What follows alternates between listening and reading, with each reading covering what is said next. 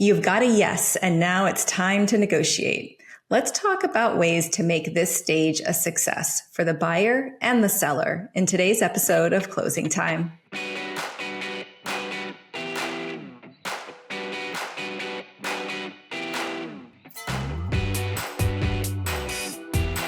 Thanks for tuning into Closing Time, the show for go-to-market leaders. I'm Val Riley, the head of marketing for Insightly, Unbounce, and LeadsRx. Today, I am joined again by the wonderful Todd Caponi. He's a sales consultant, author of The Transparency Sale and The Transparent Sales Leader. And today, we're talking about his latest book, 4 Levers Negotiating. Todd, welcome back. It is so good to be back again. What is this, number 6? We've got a big number already. So it's a big number. You're a fan favorite. And so we were always looking for reasons to talk to you. And we heard you published another book. And so great reason to have you back. Let's talk about the book. I understand you were inspired to write the book based on a real life $1 million deal that went well. Yeah. And actually, you just kind of triggered it when you said, we've gotten a yes, now it's time to negotiate. And so here's the kind of the gist on all of this is back when I first gotten promoted to be an SVP of sales, I was a terrible negotiator. And it really came from this concept, the idea that why is it that we need a different personality once the customer says yes, when we have to negotiate, than we did to sell the deal, right? Like sales is supposed to be about building a relationship with a focus on helping customers achieve optimal outcomes. And we get them all the way to the goal line. We've built all this trust. They said yes. And then what happens? Well, at least the way that I was taught was we start lying, even at a subconscious level. We don't tell them what a good deal is. And in many cases, we're learning techniques and approaches that are taught by former FBI hostage negotiators. That always felt weird to me. It never worked for me. And then I'm a believer of 2 things, and then I can tell you the story. But number one is we've got to remember that in today's world, the as a service world, the deal is no longer the peak of the relationship. It's merely an early milestone on the path to having customers that not only buy, but they stay, they buy more, and they advocate for us, and hopefully take us with them to the next company. But number 2 issue that I see is in this world of the proliferation of information on everything we do, buy, and experience, peer connections, AI exposing pricing models. I also believe that it'll be no longer sustainable to have every customer paying a different amount based on how well or poorly the negotiation went. And that kind of led me to this back in 2008, the story, which we can talk about in a minute, but I'll take a breath there. That's my kind of opening rant on the why behind, traditional negotiating approaches. I don't think they're sustainable. I'll relate a story before you relate your story. I can remember I was early on in my career and I had agreed to accept a new position. And then we moved into the negotiating phase. And a salesperson friend of mine said, you realize now it is their job to get you in at the lowest possible rate that they can. And I was like, wow, this is suddenly adversarial. Like it was all love and fun and come work for us. And then it was like a switch flipped and it became a push and pull. And so I believe this type of negotiation personality changes. I think it happens in all areas of life, but specifically, obviously, in sales. Yeah, and we're taught that way, right? That if our focus during the sales process is on the customer's outcomes, helping them achieve optimal ones, the minute that yes comes across, we then focus on our own optimal outcomes, and we no longer care about those. And I think it's crazy that we continue to do this right at the goal line, where trust is most vital. We're about to make a commitment. We're about to sign. We're about to part ways with our budget, our money, our resources, our time. And we're lying to each other, and we know it, and we're playing games. And I just don't think that that's sustainable at all anymore. So tell me about this $1 million deal, because it sounds like it was a turning point for you and a real inspiration. Yeah, it was accidental. I had just been promoted to be SVP of sales for a SaaS type of company back in 2008. And the deals we did were huge. But this framework applies to the smallest of the small to the biggest of the big. What had happened was my sales rep was working on this deal, and it was a $2.5 million a year for 3-year deal. So it was significant. And the procurement people, and again, with this framework, you can share it with everybody. It doesn't have to be procurement. This one so happened to be procurement. They had asked him, my rep, for something, and my rep was like, I got to go call my manager. And they're like, all right, listen, whoever this manager is, like, let's get in the room with this individual right now. And so I got called down to Houston, went into this room with my rep and this procurement guy, or so I thought. Turns out they brought the whole procurement team. And a multi-billion dollar company, so a couple $1 million a year doesn't seem like much, but they fight for every penny. There's a reason why they're so successful. I immediately knew, again, being a terrible negotiator, that I'm about to get boat raced out of here. Like, this is going to be a disaster. Now, what had happened, though, is a couple of days earlier, I was at our headquarters in the Valley, and I was sitting down with my CFO, and he happened to share something with me that I thought was interesting. It was basically the core drivers of our business model. There's 4 of them. And so what had happened was when I went into this room, I started to sweat. The wheels started turning, like, oh no, what am I going to do? I decided to basically buy some time. I walked up to a whiteboard that was behind them and said, hey, before we get started, can I share the drivers of our business, the things that actually our pricing is based on, but really our whole organization is driven by? And they were like, whatever, dude. They gave me, there's the pen. They're completely indifferent. But I wrote 4 things on the whiteboard, and those 4 things became the 4 levers. So here they are for everybody. So you don't even have to read the book if you don't want, but I think you'll want to. So number 1, driver. And this is for every B2B for-profit company in the world, by the way. So everybody listening, these are your drivers too, your levers. Number 1 is volume, or how much they buy. Meaning the more stuff they commit to, products, technology, services, licenses, locations, whatever it is, the better it is for us, right? Commit to more, better. Commit to less, not as good. So volume's number 1. Number 2 is the timing of cash, or how fast they pay. Faster they pay, better. Slower they pay, not as good. Number 3 is the length of commitment, or how long they commit to our products, technology, and services. So commit longer, better. Commit shorter, not as good. And then number 4 is the timing of the deal, or predictability. There's value in every organization's ability to forecast, not only from an investment perspective, but also a deal like this required resources. Our ability to predict and align around that timing was valuable, so we knew who needed to be available when and where at the right time. I wrote those 4 on the board. They were completely indifferent to, like, hey, nice penmanship. I think that was maybe what they said. And then they completely ignored it and immediately asked for a 30% discount. They said, hey, due to budget issues, we want to get going, but we got to get 30% off of this. What do you do? Well, some people will teach you to start playing the word art games of FBI hostage negotiating. I was terrible at that. I'm not going to be, that they touched their nose, they're lying. Like, that kind of stuff just didn't play well with me. You could go into the value argument again. I wouldn't recommend it. I think that ship sailed, meaning we believe our technology is worth X. Like, that's dumb. Stop it. Or number 3 is we just start giving stuff away, right? Like 30%. Hey, I can give you 10%. I don't even have to ask anybody. And now we've just started that race to the bottom. Instead, what I did was I stood up and said, hey, remember those 4 things that I wrote on the whiteboard? Maybe we can use those as a guide to see how close we could get.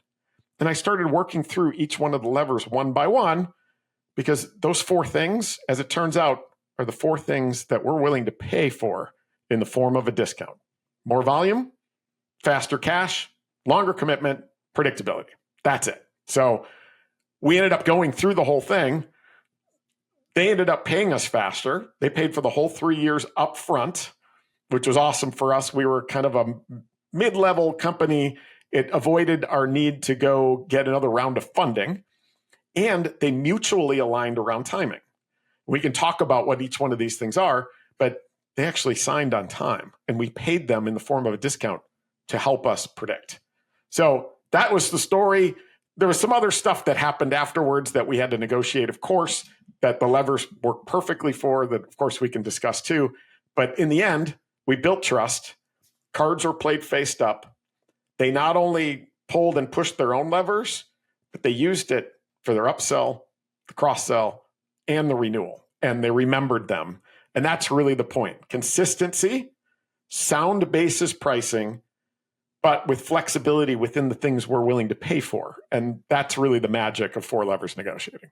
So what I really like about that story, Todd, is that you never know where a business is and what levers are easier for them to pull and harder for them to pull. For instance, maybe a business is flush with cash, and so they can, pay upfront. Or maybe the business is looking at they've just received funding and they have like a 6-year runway. So committing to a 3-year deal is not a pain point, versus another business who is in their 5th year of funding, committing to multi-year would not be comfortable. So essentially you're sussing out and you're saying, hey, which one of these things, or 2 of these things, or even 3 of these things do you have flexibility? And it's really hard to know that without just kind of putting your cards on the table and asking. Exactly. That's the magic of this thing. It's, hey, here's the cards. And oh, by the way, your company also is driven by this. This was an oil services company in Houston. They want customers to buy a lot of stuff, pay fast, commit to a long time, and be predictable in terms of when they're going to be outlaying the cash, needing resources, et cetera. So those are the 4. You just throw them face down on the table and go, hey, push and pull whichever ones you want. The funny thing was, in 2008, for anybody listening who's old enough, oil services, Schlumberger was the company. They had like $17 billion of cash on their balance sheet. And procurement, as it turns out, didn't care about the outlay of when cash was paid. Like, they want the discounts. And again, we got them to pay 3 years up front. They wrote us a check for like $6.5 million, net 30. We didn't have to go get another round of funding. Like, how awesome is that? Again, they got what they want. We got what we want. And it became that sound basis by which one of the core things of this is we're trying to build confidence in our pricing model too. Like, the minute we walk in and we go, here's our proposal, and the minute they start asking for things like, hey, we require net 60 payment terms, you're like, we can't do that, but we can do net 45. Now you've immediately told them that your price isn't your price and open the floodgates to them asking for more. So to your point, the cards are consistent. They're face up. You pull and push whichever ones you want. That's the consistently level. But that's what our price is based on. We're not a startup. We've got customers paying.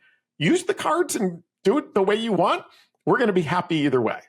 And that's where all of a sudden, instead of a customer vendor in that room, it was a bunch of us sitting around a table going, how are we going to make this work for each other, to where they're making a big investment. They want us to be successful. They want us to be an ongoing concern, but they obviously have some metrics and things that they wanted to get out of it as well.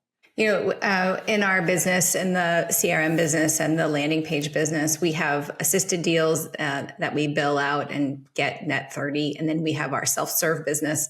And our self-serve business requires a credit card swipe to check out. And in some ways, that is so simplistic, because you take out the negotiation, you take out the terms, we get our money immediately. So it's like sometimes context switching between our assisted business and our self-serve business is interesting, because you take out the self-serve business with the credit card swipe, just it's smaller deals and it's higher volume, but it just takes out all of that uncertainty and lets us put our negotiating hats on the shelf. Exactly. I mean, I'm assuming that you probably reward a client for committing to more volume in that, and you probably reward the client for committing to longer terms in there too. Yes, exactly. That's what we're all doing. And to your point about the credit card swipe, one of the things that I just think is kind of funny is if you go grocery shopping, or you go to a store, go to a restaurant, go to the gas station, like, you don't put your card up to the cashier and go, I have a budget issue. I need a discount. They would be like, buy less stuff. Like, what are you talking about? My payment terms are net 60. And they're like, no, you swipe your card right now and you take it, or come back in 60 days. Like that, we don't question it. We don't think about negotiating it. That's B2C. I just believe that in B2B, we've created a sound basis problem. And that sound basis, I keep using that phrase. That's actually from a quote from one of my books behind me from 1910 from Thomas Herbert Russell. His book is called Salesmanship, Theory and Practice. And in it, he has a quote that essentially says, buyers know more nowadays, but they know that the price isn't the price unless they believe that it's based on something sound. So that he calls it some sound basis. We've established that sound basis. Confidence becomes contagious. They know what the levers are. And we stop being in the business of charity, which is discounting in the form of charity to the customer's bottom line. I just don't believe that's sustainable. It's so interesting that you talk about being transparent pricing. I worked for a SaaS business that didn't publish pricing on its website. And in order to see our pricing, you had to take a demo. And it kills me now because it wasn't that long ago. I mean, I do have some gray hair, Todd. It wasn't that long ago.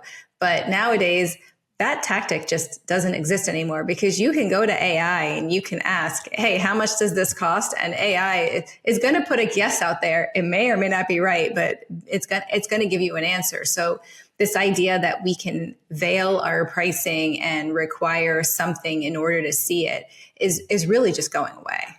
Right. Yeah. I believe that the term sticker shock has never been associated with anything good in the history of humankind.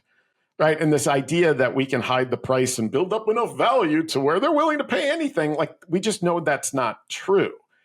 I've always been an advocate for, when we engage with a potential customer, starting the conversation, especially if we think that there might be some misalignment there, starting the conversation by just saying, hey, Val, listen, before we get too deep into it, based on my understanding of your environment and what you're trying to achieve, your investment's probably going to be between X and Y.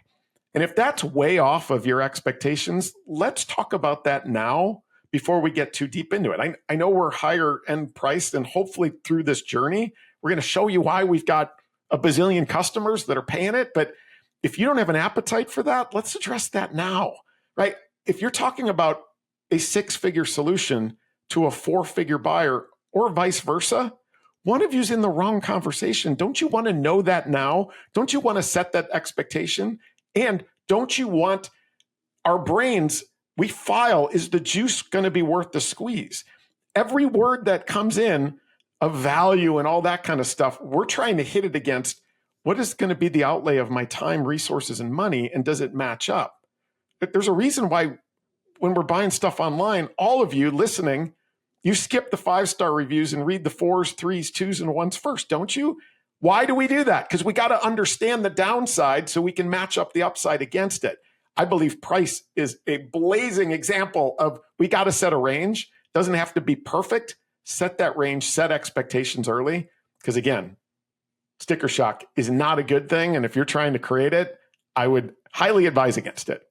Right. Okay. So we're not hiding prices anymore, which is good, because it was a strange practice even when we were knee deep in it.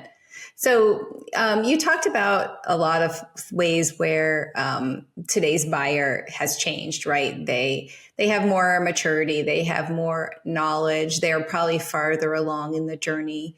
So those are things that have changed. Is there anything that you can identify that really hasn't changed? Because I noticed you quoted a book from 1910. Well, yeah, I mean, I would argue that in terms of buyer information availability, it hasn't really changed the buyers. It just changes the lens by which we should be service professionals. One of my favorite sales books of all time is 1911, The Art of Selling by Arthur Sheldon. And in it, he's got a quote that says, true salesmanship is the science of service. Grasp that thought firmly and never let go. What does that mean? It means that back in 1910, Thomas Herbert Russell was talking about the fact that buyers knew more nowadays. And that was a threat to the sales profession, meaning the rise of mail order catalogs. I've got a 1908 Sears Roebuck catalog that's like Amazon in printed form back here. They were worried about advertising, and what would we need salespeople for anymore? I would argue over and over again that more information has never made it easier on buyers. It has always made it harder. And our role is to A, do the homework, but B, set proper expectations that we can consistently meet. And if we do that through the lens of providing a service to the buyer, then again, Val, if you've got 4 figures budget and I'm selling a 6-figure solution, why are we wasting each other's time? Or this is something that's really going to address a big corporate issue. Maybe I can turn you in a coach that we can go develop this thing. Otherwise, for me to argue all day long and turn you into a 6-figure buyer when that's never going to happen, that's a crazy waste of time. That is not providing a service. That is not doing the homework for the buyer. Awesome. Todd, this has been a great conversation. I really do feel like the information you're sharing is going to make the negotiation phase just a lot more efficient, but also just a lot more pleasant throughout, as a buyer, as I'm thinking through that negotiation phase. I want it to be a little less adversarial. And I feel like that's what you're setting us up for with this book. Yeah, exactly. That's what it is. And when you think about every single thing that comes up during a negotiation, you can absolutely go back to the 4 levers. They ask for a discount. You can take them back to it. They ask for net 60 payment terms. They want to have you hold the price to next month. They want termination for convenience. They want to do a pilot. There's so many things that when you just go back and go, cool, here's what our pricing's based on. Let's go through it and see if we can get you a little closer to what you need. That doesn't mean we're saying no. That doesn't mean we're being jerks about it. It's, hey, this is the model. These are the things, and you can move them around all you want. There's a book from 1921 that has my favorite sales quote of all time. It's from Arthur Dunn. The book is called Scientific Selling and Advertising. And the quote is simply this: if the truth won't sell it, don't sell it. Right? And that should be your pricing model. We should be walking in with confidence. Our price is our price with this flexibility within the 4 levers. You gain consistency, you build confidence, and your customers will not only use it, they will use it for renewals, upsells, cross-sells, and they'll take it with them to their next company.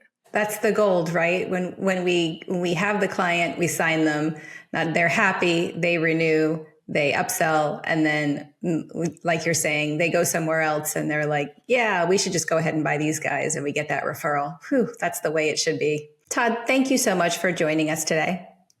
Thanks for having me. This is such a fun topic, and you can tell I'm a little bit passionate about it.